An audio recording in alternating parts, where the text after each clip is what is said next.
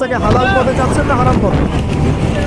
যদি হালাল পথে চান ওই অ্যামাউন্ট অফ রিজিকই পাবেন, যদি হারাম পথে চান ওই রিজিকই পাবেন, এর বাইরে যাবে না। যাবে যাকে সবর করেন আল্লাহ পাক হালাল পথেই রিজিক ইনশাআল্লাহ।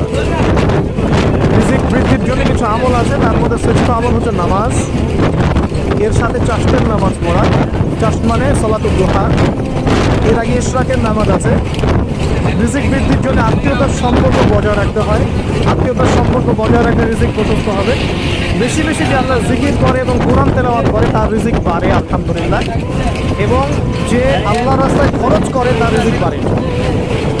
এই রিজিক বাড়ার কিছু পলিসি আছে। সবচেয়ে শ্রেষ্ঠটা হচ্ছে নামাজ, আল্লাহর জিকির তেলাওয়াত, এরপর আমলের মধ্যে আত্মীয়তার সম্পর্ক বজায় রাখে। নবীজি বলছেন কেউ যদি চায় যে তার রিজিকটা লম্বা হোক, হায়াতটা লম্বা হোক, সে যেন আত্মীয়তার সম্পর্ক বজায় রাখে।